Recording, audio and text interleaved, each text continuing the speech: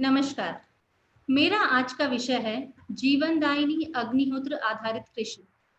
अब तक के हमारे सेशंस में हमने देखा कि अग्निहोत्र कृषि एक प्रकार की जैविक कृषि पद्धति है, जिसके द्वारा हम कम लागत में उत्तम गुणवत्ता का पोषक तत्वों से परिपूर्ण अन्न उत्पन्न कर सकते हैं।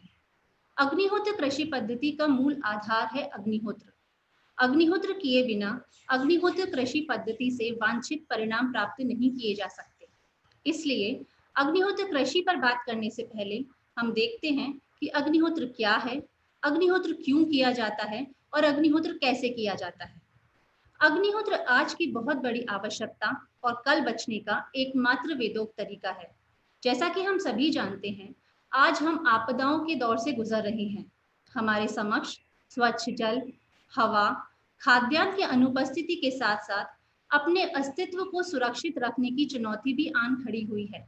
ऐसे में हमें अपने आप को और अपने परिवार को सुरक्षित रखने के लिए एक ऐसे अस्त्र की आवश्यकता है जो सामाजिक, व्यवहारिक, धार्मिक, वैज्ञानिक सभी कसौटियों पर खरा उतरे और हमें सहज उपलब्ध हो। हमारी इन सभी समस्याओं का समाधान है अग्निहोत्र। अग्निहोत्र एक छोटा सा वैदिक यज्ञ है जो किसी भी धर्म, जाति, संप्रदाय से संबंधित नहीं है। यह हमारे द्वारा हमारे ही घर में किया जाता है। इसे करने में मात्र 10 मिनट का समय लगता है और खर्चा भी न के बराबर आता है। अग्निहोत्र करने से हमारे घर का वातावरण शुद्ध होता है और यह सुख, शांति और समृद्धि का आधार है। आज हम देखते हैं कि पर्यावरण से छेड़छाड़ करने की वजह से प्रकृति का प्रत्येक घटक असामान्य व्यवहार कर रहा है, जिसके परिणाम स्वरूप प्रदूषण, global warming, green house effect जैसी अनेक समस्याएं हमारे समक्ष उपस्थित हो गई हैं, जिसके कारण मनुष्य आज शारीरिक और मानसिक स्तर पर कष्ट भुगत रहा है। अग्निहोत्र का आचरण हमें ऐसी अनेक परिस्थितियों में सुरक्षित रखता है। यह हमारा ही नहीं, हमारे जैसे लाखों अग्निहोत्र आचरणकर्ताओं का अनुभव है और जो अनुभव हम ले रहे हैं वही अग्निहोत्र का आचरण करके आप भी ले सकते हैं, इसमें कोई संदेह नहीं। अग्निहोत्र करने से हमारी रोग प्रतिरोधक क्षमता सुदृढ़ होती है। यह हमें शारीरिक और मानसिक स्वास्थ्य प्रदान करता है। अग्निहोत्र का सकारात्मक प्रभाव सभी सजीव प्राणियों, मनुष्य, पशु पक्षी, पेड़ पौधे सभी पर पड़ता है। तो चलिए देखते हैं कि अग्निहोत्र कैसे करते हैं। अग्निहोत्र करने के 5 सिंपल से नियम होते हैं। पहला, सूर्योदय और सूर्यास्त का निश्चित समय। दूसरा, निश्चित पिरामिड शेप का कॉपर का पॉट। तीसरा, गाय के कंडों की अग्नि। चौथा, चावल और गाय के घी की आहुति। और पांचवा, 2 वैदिक मंत्र। अग्निहोत्र निश्चित समय सूर्योदय और सूर्यास्त के समय पे किया जाता है। हम देखते हैं कि थ्रू आउट द डे, पूरे दिन, कभी हमारा लेफ्ट नॉस्ट्रिल काम करता है, कभी हमारा राइट नॉस्ट्रिल काम करता है, मतलब कभी दायां स्वर चलता है, कभी बायां स्वर चलता है। लेकिन सूर्योदय और सूर्यास्त का समय ऐसा समय होता है जब हमारे दोनों नॉस्ट्रिल्स एक साथ काम करते हैं, यानी जो कॉस्मोस से फ्लड ऑफ एनर्जी आ रही होती है उसको एब्जॉर्ब करने के लिए हमारी बॉडी उस समय सबसे ज्यादा अवेलेबल होती है। इसीलिए इसे सूर्योदय और सूर्यास्त के समय पे किया जाता है। अग्निहोत्र किया जाता है निश्चित पिरामिड शेप के कॉपर के पॉट में। मिस्र के पिरामिड के बारे में हम सभी जानते हैं। वहां पे इतने साल पुरानी डेड बॉडीज भी डिके नहीं हुई हैं, सड़ी गली नहीं है। यानी कोई तो एनर्जी है, कोई तो फोर्स है जो उसको सड़ने गलने से बचाता है। यह एनर्जी है इलेक्ट्रोमैग्नेटिक वेव्स, विद्युत चुंबकीय तरंगे। इस विद्युत चुंबकीय तरंगों के कारण वहां पे जो डेड बॉडीज हैं वो डिके नहीं हुई हैं। जो मिस्र के पिरामिड हैं वो इस तरीके से रखे होते हैं, इस तरीके से मिस्र के पिरामिड रखे होते हैं। तो जो एनर्जी होती है वो इस शेप के अंदर रहती है और इसके अंदर रखी हुई चीजें सड़ती गलती नहीं है। हम जो हमारा पात्र है इसका उल्टा करके इस तरीके से रखते हैं, इसलिए ये through out the day Cosmos से एनर्जी को एब्जॉर्ब करता है और हमारे घर में डिसेंट्रलाइज करता है, हमारे घर के वातावरण को शुद्ध करता है और हमारे घर में पॉजिटिविटी का एनवायरनमेंट क्रिएट करता है। इसका तीसरा नियम है गाय के गोबर की अग्नि। गाय के गोबर और गाय के घी के बारे में तो आप सभी जानते हैं। गाय के गोबर में बहुत ही औषधिपूर्ण तत्व होते हैं। जैसे गाय के गोबर के अंदर फॉर्मलिन नाम की गैस होती है। यह गैस वो गैस है जो कोई भी डॉक्टर किसी भी ऑपरेशन को करने से पहले अपने इंस्ट्रूमेंट्स को स्टेरलाइज करने के लिए इस गैस से पास ऑन करता है, जिससे कोई भी इन्फेक्शन एक पेशेंट से दूसरे पेशेंट को ना जाए। ये गैस हमारे घर में बनने से हमारे घर का पैथोजेनिक इन्फेक्शन खत्म होता है। इसके अतिरिक्त जो गाय का गोबर होता है वो हमें अल्ट्रावायलेट रेज से प्रोटेक्ट करता है, इसी कारण से जो पहले के जो घर हुआ करते थे वहां पे गाय के गोबर की कोटिंग की जाती थी, जिससे कि वहां पे किसी तरीके का इन्फेक्शन नहीं आता था और जो बीमारियां हैं वो नहीं आती थी। कॉपर के बारे में हम सभी जानते हैं कि जितने भी साइंस में अब तक एलिमेंट्स नोन हैं उसके अंदर कॉपर को सबसे ज्यादा प्योर माना जाता है। इसीलिए कॉपर के वेसल में रखा पानी पीना अच्छा माना जाता है। इसके अलावा कॉपर एक ऐसा एलिमेंट है जिसके स्मॉलेस्ट पार्टिकल की शेप भी पिरामिड होती है। इसलिए दिखने में तो हम एक पिरामिड के शेप के अंदर अग्निहोत्र कर रहे होते हैं, लेकिन वास्तव में यदि हम देखें तो हम असंख्य पिरामिड शेप का फायदा ले रहे होते हैं। इसका चौथा नियम है चावल और गाय के घी की आहुति। गाय के घी के अंदर बहुत ही औषधिपूर्ण तत्व होते हैं। इसके अलावा गाय का घी एक ऐसा पदार्थ है जिसको यदि हम अग्नि में जलाएं तो जो उसका रेजिड्यू होता है उसका वेट भी उतना ही होता है जितना कि गाय के घी का होता है। चावल का कंपोजिशन होता है मॉइस्चर और स्टार्च। जब हम चावल और गाय के घी की आहुति अग्नि में प्रेषित करते हैं तो इससे फॉर्मल्डिहाइड गैस बनती है, साथ में ऑक्सीजन गैस बनती है। ऑक्सीजन गैस बनने से हमारे घर में ऑक्सीजन का लेवल बढ़ता है। आज हम देखते हैं कि बहुत सी बीमारियां ऐसी है जो ऑक्सीजन की डेफिशिएंसी से होती है। हमारे घर में ऑक्सीजन के बनने से हम ऐसी अनेक बीमारियों से बचे रहते हैं। इसका पांचवा नियम है दो वैदिक मंत्र। वैदिक मंत्रों के अंदर वातावरण को शुद्ध करने की ताकत होती है। मंत्र मतलब वाइब्रेशंस। इसको हम ऐसे भी समझ सकते हैं कि यदि हम एक बकेट लें, बकेट के अंदर हमने पानी भरा है और उसमें कोई वाइब्रेशंस नहीं है, तो यदि हम उसमें नील डालते हैं तो वो उस पानी में मिक्स नहीं होती प्रॉपर्ली। लेकिन यदि हम उसमें वाइब्रेशंस क्रिएट कर देते हैं तो वो नील पानी के अंदर आसानी से मिक्स हो जाती है। इस प्रकार जो अग्निहोत्र के पांचों नियम हैं वो पांचों ही नियम अपने आप में बहुत ही महत्वपूर्ण हैं और इसी कारण अग्निहोत्र बहुत ही प्रभावी कृति है। हम जिस भी लोकेशन में अग्निहोत्र कर रहे होते हैं, जैसे यदि मैं बात करूं जयपुर की, तो जयपुर के लॉन्गिट्यूड और लैटिट्यूड के बेसिस पे वहां का टाइम टेबल निकल कर आता है। हम ऐप से डाउनलोड कर सकते हैं। इस तरीके से वहां का टाइम टेबल निकल के आता है। इस टाइम टेबल से हमें यह पता चलता है कि कौन से शहर के अंदर कौन से महीने में किस तारीख को कितने बजे सूर्योदय होगा और कितने बजे सूर्यास्त होगा।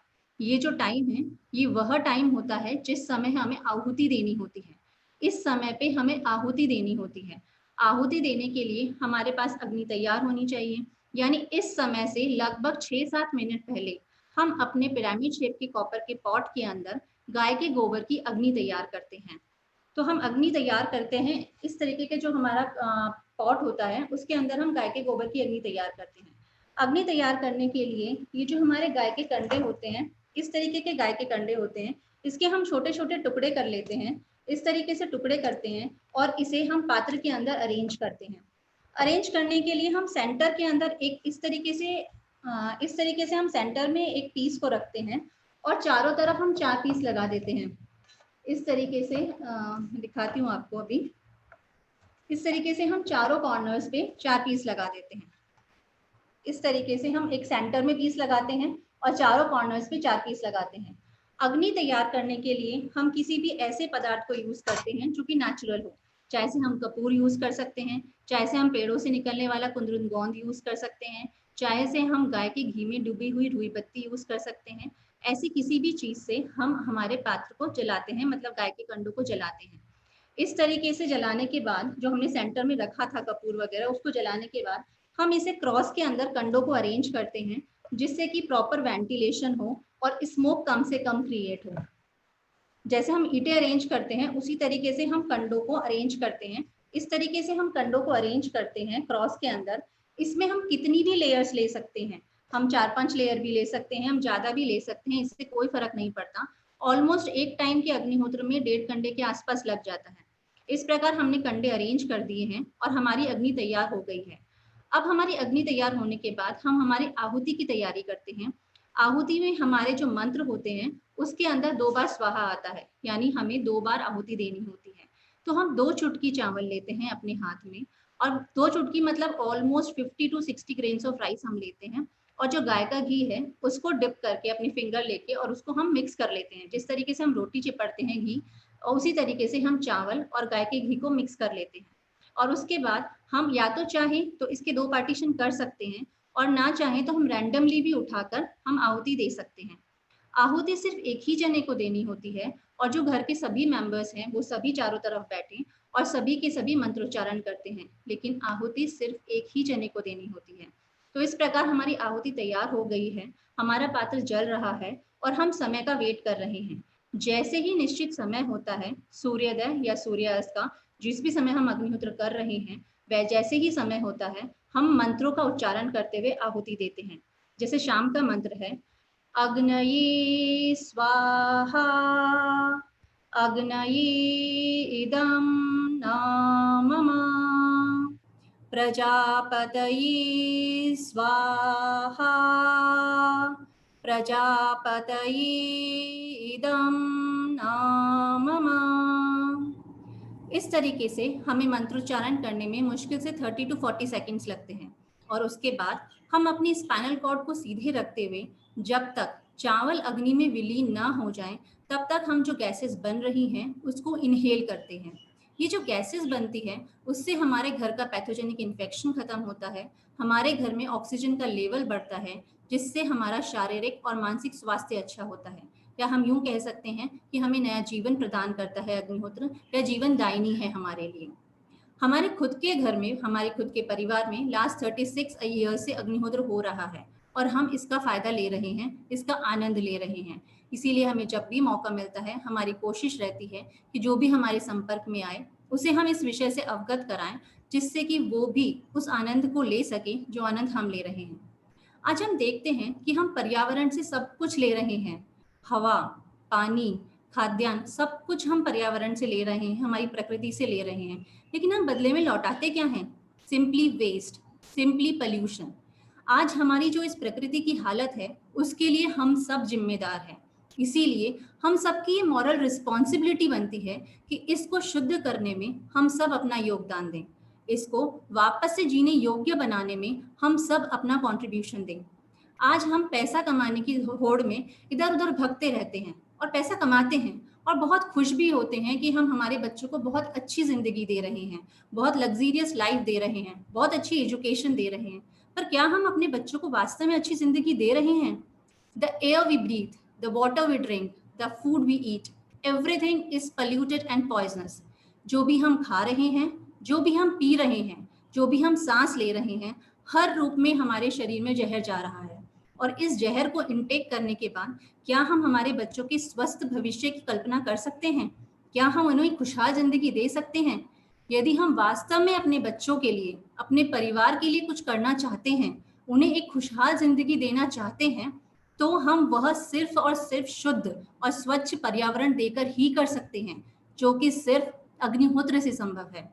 आज तो हमारे पास ऑप्शन है, हम अग्निहोत्र को अपना सकते हैं, अग्निहोत्र को अपनी जिंदगी का अभिन्न अंग बना सकते हैं, और अपने परिवार को एक अच्छी जिंदगी दे सकते हैं, उनके प्रति के अपने कर्तव्य को निभा सकते हैं।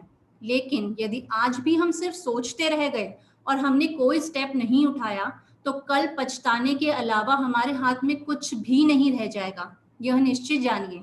इसीलिए समय रहते हुए, समय की मांग को समझते हुए अग्निहोत्र को अपनाएं, अग्निहोत्र को अपनी जिंदगी का अभिन्न अंग बनाएं, जिससे हम अपने परिवार के प्रति अपने कर्तव्य को निभा सकें, उन्हें एक खुशहाल, एक स्वस्थ जिंदगी दे सकें, अपने समाज के प्रति अपने कर्तव्य को निभा सकें, और वातावरण शुद्धि का ये जो अभियान है उसमें अपना योगदान निभा सकें।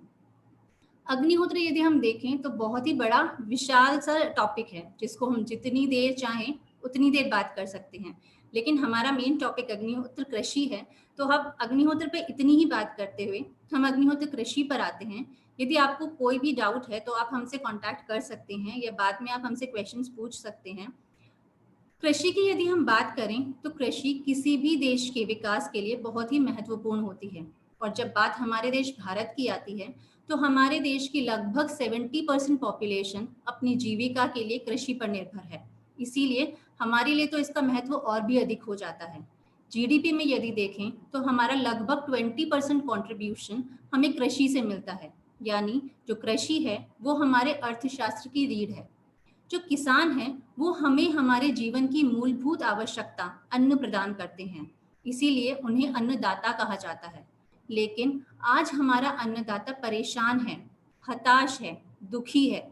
बढ़ते हुए औद्योगिकीकरण और बढ़ती हुई जनसंख्या के कारण जो हमारी कृषि योग्य भूमि है उसमें दिन प्रतिदिन गिरावट आती जा रही है, दिन प्रतिदिन कमी आती जा रही है। जगह जगह इंडस्ट्रीज बन रही हैं, जगह जगह मॉल्स बन रहे हैं, जिससे जो हमारी कृषि योग्य भूमि है वो कम होती जा रही है।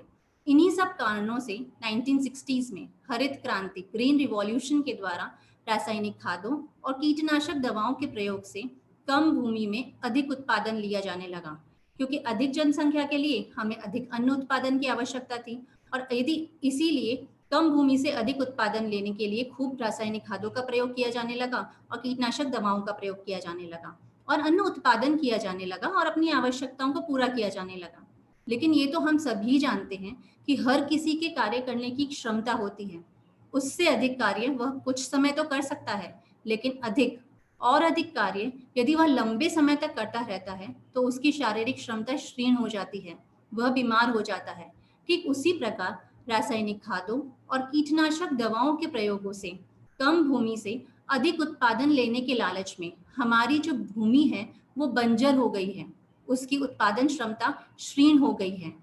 ये तो हम सभी जानते हैं कि यदि जो हम बोते हैं वही हम काटते भी हैं, तो रासायनिक खादों और कीटनाशक दवाओं के रूप में हम जो जहर बो रहे हैं, तो हम कभी भी अमृत के उत्पन्न होने की कल्पना नहीं कर सकते।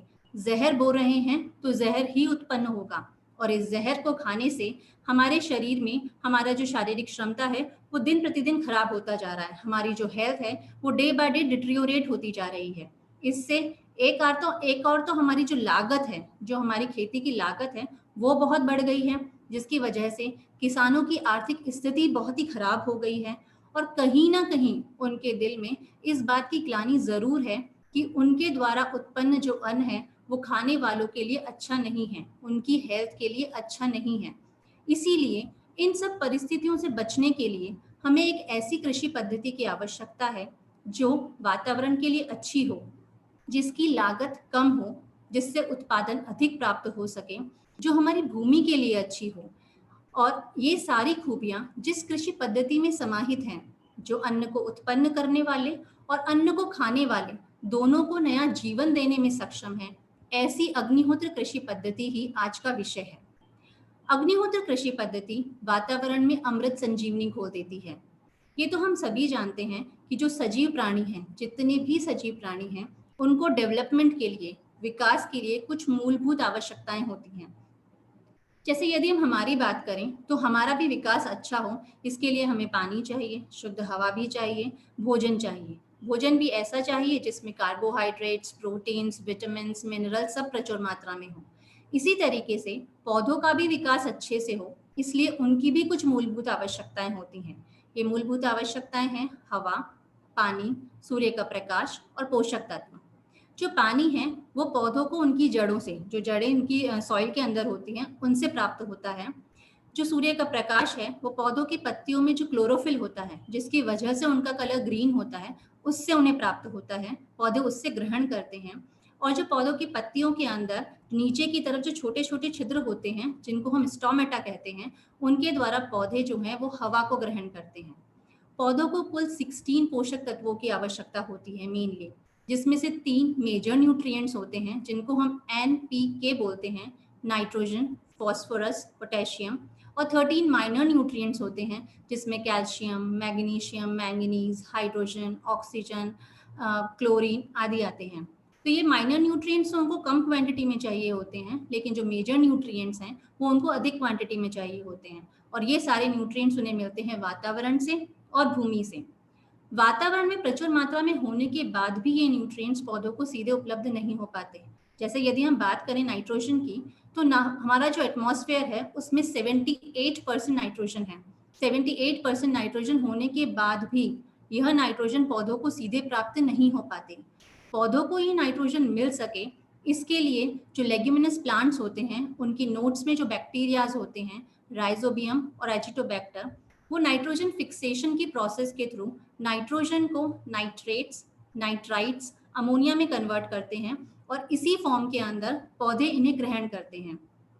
यानी वातावरण में प्रचुर मात्रा में होने के बाद भी ये पौधों को उपलब्ध नहीं हो पाती। अग्निहोत्र कृषि में जो हम अग्निहोत्र करते हैं खेतों में और अग्निहोत्र भस्म का प्रयोग करते हैं, तो अग्निहोत्र करने से वातावरण शुद्ध होता है और अग्निहोत्र भस्म का प्रयोग करने से भूमि में कृषि के लिए जो आवश्यक सूक्ष्म जीवाणु हैं वो सक्रिय हो जाते हैं। जो अनावश्यक विषाणु होते हैं वो निष्क्रिय हो जाते हैं, मरते नहीं हैं, निष्क्रिय हो जाते हैं। हमारी इकोसिस्टम पे इसका कोई भी गलत प्रभाव नहीं पड़ता क्योंकि वो सिर्फ निष्क्रिय होते हैं। तो इस प्रकार अग्निहोत्र करने और भूमि में अग्निहोत्र भस्म का प्रयोग करने से वातावरण और भूमि में जो उपलब्ध प्रचुर मात्रा में जो न्यूट्रिएंट्स हैं वो पौधों को प्रचुर मात्रा में प्राप्त हो जाते हैं। जब न्यूट्रिएंट्स उनको प्रचुर मात्रा में प्राप्त होते हैं तो पौधों का विकास अच्छा होता है, पौधों का स्वास्थ्य अच्छा होता है। जैसे हम घर में अग्निहोत्र करते हैं तो हम लोगों की इम्यूनिटी बूस्ट होती है, उसी प्रकार से हम खेतों में अग्निहोत्र करते हैं तो हमारे जो पौधे होते हैं वो स्वस्थ होते हैं, उनकी इम्यूनिटी बूस्ट होती है, वो बीमारियां उनमें कम लगती हैं, किसी भी इंसेक्ट या पेस्ट का अटैक उनमें कम होता है। तो इस प्रकार प्रचुर मात्रा में न्यूट्रिएंट्स मिलने की वजह से हमें कम लागत के अंदर उत्तम गुणवत्ता का पोषक तत्वों से परिपूर्ण अन्न प्राप्त होता है, जिससे किसानों की आर्थिक स्थिति बहुत अच्छी हो जाती है। उसके साथ साथ सबसे इम्पोर्टेंट इस बात का सेटिस्फेक्शन होता है कि उनके द्वारा जो उत्पन्न अन्न है वो खाने वाले के लिए नया जीवन प्रदान करने वाला है, उन्हें नया जीवन प्रदान करने वाला है, उन्हें जीवन दायिनी है उनके लिए। इसीलिए अग्निहोत्र जो है, अग्निहोत्र कृषि पद्धति बहुत ही इम्पोर्टेंट हो जाती है। अग्निहोत्र कृषि पद्धति जैसे मैंने आपको पहले भी बताया कि बेसिकली जो ये है वो एक जैविक कृषि पद्धति का ही रूप है। अंतर सिर्फ इतना ही है कि अग्निहोत्र कृषि पद्धति के अंदर हम खेतों पर नित्य सूर्योदय और सूर्यास्त के समय पे अग्निहोत्र करते हैं। इसके साथ हम खेतों के अंदर अग्निहोत्र भस्म का प्रयोग भी करते हैं। तो अग्निहोत्र कृषि करते कैसे हैं उसको मैं हल्का सा आपको बताती हूँ। अग्निहोत्र कृषि करने के लिए हम किसी भी तरीके की रासायनिक खाद या कीटनाशक दवाओं का प्रयोग नहीं करते, पूरी तरीके से वो जैविक होती है। इसके अंदर हम गाय के गोबर, कंपोस्ट, वर्मी कंपोस्ट, नेडेप कंपोस्ट, इसमें से किसी का भी प्रयोग कर सकते हैं, लेकिन किसी भी तरीके का रसायन का स्टार्टिंग से लेके एंड तक कहीं भी प्रयोग नहीं किया जाता है। अग्निहोत्र कृषि पद्धति में हमें अग्निहोत्र करना ही है और अग्निहोत्र भस्म का प्रयोग करना है। वो कैसे करना है हम बताते हैं। जब हम खेतों को तैयार करते हैं, मतलब जब हम फील्ड प्रिपेयर करते हैं, तो 5 किलोग्राम प्रति एकड़ के हिसाब से, मतलब 1 एकड़ में 5 किलोग्राम अग्निहोत्र भस्म का घोल बनाकर हम उसे खेतों में स्प्रे करते हैं, खेतों में उसका छिड़काव करते हैं। उसके बाद हम सीड ट्रीटमेंट करते हैं, मतलब बीज उपचार करते हैं। उसके लिए हम गोमूत्र का प्रयोग करते हैं और अग्निहोत्र भस्म का प्रयोग करते हैं। इनका मिक्सचर लेते हैं, उसके अंदर बीजों को हम 5-6 घंटे के लिए रखते हैं और उसके बाद छाया में उनको सुखाया जाता है और सुखाने के बाद उन बीजों को बोया जाता है। ऐसे बीजों को बोने से जो बीज जनित रोग होते हैं वो नियंत्रित हो जाते हैं। जो भी इंटरकल्चर एक्टिविटीज होती हैं, जैसे कि आपका गुड़ाई हुई, निराई हुई, वो जिस भी परंपरागत तरीके से की जाती है उसी तरीके से करना है, उसमें कोई भी चेंजेस नहीं करना। लेकिन जो सिंचाई करनी होती है, जो इरिगेशन करना होता है, उसके लिए हम जिस भी नाली के थ्रू उस पानी को पास कर रहे हैं खेतों में जाने के लिए, उसके स्टार्टिंग पॉइंट पर हम एक कपड़े की गठरी बनाते हैं और उसके अंदर अग्निहोत्र भस्म को डाल देते हैं और पानी को उससे होते हुए पास करते हैं, जिससे कि पानी अपने साथ साथ अग्निहोत्र भस्म को लेकर जाता है और वो अग्निहोत्र भस्म जो है वो पूरे ही खेतों में पहुंच जाती है। अग्निहोत्र करने से वैसे तो पौधों का स्वास्थ्य बहुत अच्छा होता है, उनमें कीड़ों का, इंसेक्ट का, पेस्ट का अटैक बहुत ही कम होता है। लेकिन यदि फिर भी इंसेक्ट या पेस्ट का अटैक होता है तो हम अग्निहोत्र भस्म का घोल बनाते हैं और उस घोल को 2-3 दिन के अंतर में तब तक स्प्रे करते हैं जब तक इंसेक्ट या पेस्ट का अटैक पूरी तरीके से खत्म नहीं हो जाता। इसके बाद जो हम भंडारण करते हैं उसके अंदर भी हम किसी तरीके की भी रसायन का प्रयोग नहीं करते, हम सिर्फ अग्निहोत्र भस्म का ही प्रयोग करते हैं। और इस तरीके से हम देखें तो स्टार्टिंग से लेके एंड तक हम कहीं भी किसी भी तरीके की रसायन का प्रयोग नहीं करते। सिंपली हम गाय का गोबर, कंपोस्ट, वर्मी कंपोस्ट, अग्निहोत्र और अग्निहोत्र भस्म, सिर्फ इतना ही हम प्रयोग करते हैं। तो इस तरीके से हम देखें तो वैसे अगर मैं मेरी बात करूं तो मुझे अग्निहोत्र कृषि का ऐसा कोई अनुभव नहीं है, हमारे कोई फील्ड्स नहीं है, तो अग्निहोत्र कृषि का मुझे ऐसा कोई अनुभव नहीं है। लेकिन हाँ, अग्निहोत्र कृषि से जो उत्पन्न सब्जियां हैं उसको खाने का मेरा खुद का अनुभव है। तो यही छोटे से एक दो अनुभव हैं मेरे जो मैं आपके साथ शेयर करना चाहूंगी। हमारे खुद के घर में किचन गार्डन है, 10-12 गमले हैं हमारे और उनमें हमने पुदीना, मेथी, धनिया, पालक ये सब उगा रखा है। उसका जो टेस्ट है, उसका जो फ्रेग्रेंस है, उसकी जो टेक्सचर है, वो बहुत ही अच्छा है। जो हम बाज़ार से लेकर आते हैं और जो घर में उगा होता है, उनके टेस्ट में, उनकी स्मेल में, उनकी फ्रेग्रेंस में बहुत अंतर दिखाई देता है। एक बार ऐसा ही हुआ था कि बच्चे बाहर खेल रहे थे और मेथी के पराठे बने थे, लास्ट सीज़न की बात है। तो जैसे ही बच्चों ने एंटर किया, उनका पहला स्टेटमेंट यही था कि मम्मा आज मेथी के पराठे बने हैं क्या? बाहर तक खुशबू आ रही है। तो मेथी के पराठे तो पहले भी बहुत बार बने थे, लेकिन वो खुशबू भी नहीं थी और वो स्वाद भी नहीं था। इवन हमारे घर में जो भी आता है और यदि हमारी बालकनी जहाँ पे हमने ये पेड़ लगा रखे हैं, वहाँ जाता है, तो उसको इतना टेम्प्टिंग है कि वो उनकी पत्तियाँ तोड़ के खाए बिना रहता नहीं है। इतना दिखने में अच्छा है, टेम्प्टिंग है और खाने में स्वाद भी बहुत ही अच्छा है। इसके अलावा माधव आश्रम जो हमारा भोपाल के अंदर है, वहाँ पे भी बहुत बड़ा लैंड है और वहाँ पे बहुत सारी तरीके की सब्जियाँ उगाई जाती हैं। हमारा भोपाल जाना-आना होता रहता है, तो जब भी जाना होता है और हमें वहाँ के खेत की सब्जियाँ खाने को मिलती है, तो उनका स्वाद बिल्कुल अलग होता है, बहुत ही अच्छा होता है। हम डिफरेंशिएट कर सकते हैं कि हाँ, ये पेस्टिसाइड से उगी हुई सब्जियाँ नहीं हैं और ये ऑर्गेनिक प्योर प्योर ऑर्गेनिक जो सब्जियाँ हैं, अग्निहोत्र कृषि से उपजी हुई सब्जियाँ हैं। इवन एक सब्ज़ी आती है बालोड़ बोलते हैं सेम फली, जो मैं बिल्कुल भी खाना पसंद नहीं करती। मेरा खुद का एक्सपीरियंस बता रही हूँ। आज भी बचपन से मैं उस सब्ज़ी को खाना बिल्कुल पसंद नहीं करती हूँ। लेकिन यदि मैं आश्रम गई हूँ और वहाँ पे बनी है, तो मैं बहुत आराम से खा लेती हूँ, बहुत स्वाद से खा लेती हूँ। ये अंतर है जो मैंने खुद ने फ़ील किया है। इवन एक और बात बताना चाहूँगी कि करीब 6-7 इयर्स पुरानी बात है। उस समय हम लोग इंदौर में रहा करते थे। उस समय हमारा भोपाल आना हुआ था और भोपाल में माधव आश्रम मतलब भोपाल मतलब हमारे लिए माधव आश्रम। तो हम लोगों का आना हुआ तो वहाँ पे आश्रम में बहुत सारे आलू हुए थे। तो आदरणीय संचालिका जी ने हमें एक बोरा भर के आलू पैक करके रखा था। मतलब एग्ज़ैक्ट वेट तो नहीं पता लेकिन शायद 15-18 केजीज़ आलू रहा होगा। वो आलू अग्निहोत्र कृषि से उगा हुआ अपने ही खेत का आलू था। उसको हम लेके गए तो हमारा टोटल 4 लोगों का छोटा-सा परिवार है। वो आलू हमें करीब-करीब 3 महीने के आस-पास चला था। और उसको मैंने स्टोर करने के लिए कुछ भी नहीं किया था। कोई भी एक्स्ट्रा एफर्ट्स मेरी तरफ से नहीं थे। लेकिन करीब 3 महीने के अंदर भी एक भी आलू खराब नहीं हुआ था। किसी में स्प्राउटिंग नहीं हुई थी। हम बाज़ार से आलू लेके आते हैं तो 10-15 दिन के अंदर उसमें वो जो आँखें आती जो स्प्राउटिंग होती है, अंकुरण होता है, वो हो जाता है। लेकिन उन आलुओं में 3 महीने तक भी कुछ भी नहीं हुआ था। ये हमारा खुद का एक्सपीरियंस है। उसको खाने से कभी भी पेट भारी नहीं हुआ, कभी भी गैस की प्रॉब्लम नहीं हुई। ये सारे छोटे-छोटे से हमारे अग्निहोत्र की जो सब्जियाँ हैं, उनको खाने के अनुभव हैं। अग्निहोत्र के अनुभव आप भी खुद अग्निहोत्र की खेती अपनाकर ले सकते हैं। और खेती अपनाने के लिए यदि आप अभी रासायनिक खेती कर रहे हैं और रासायनिक खेती से जैविक खेती या अग्निहोत्र खेती की तरफ चेंज करना चाहते हैं, तो हाँ, ये ज़रूर है क्योंकि हमारे खेतों को रासायनिक खादों की आदत होती है। तो हम यदि रासायनिक खाद से सीधे ही ऑर्गेनिक की तरफ या अग्निहोत्र कृषि की तरफ आते हैं, तो हमारे उत्पादन में कुछ कमी आती है, क्योंकि हमारे खेतों को रासायनिक खादों की आदत है। 1-2 सालों में तक ये प्रॉब्लम रहती है, कुछ उत्पादन में कमी आती है। लेकिन यदि हम फाइनेंशियली देखें तो हमें कोई नुकसान नहीं होता क्योंकि हमने रासायनिक खादों पे कुछ भी खर्च नहीं किया होता। तो कुछ खर्चा नहीं किया है तो वो जो हमारा उत्पादन कम हुआ है वो कंपनसेट हो जाता है और हमें किसी भी तरीके का नुकसान नहीं होता। लेकिन यदि फिर भी हम चाहें, हम रिस्क फैक्टर कम करना चाहें, तो हम ऐसा भी कर सकते हैं कि हम पूरे ही खेत को एक साथ केमिकल से ऑर्गेनिक की तरफ ना कन्वर्ट करें, हम उसे टुकड़ों में करें।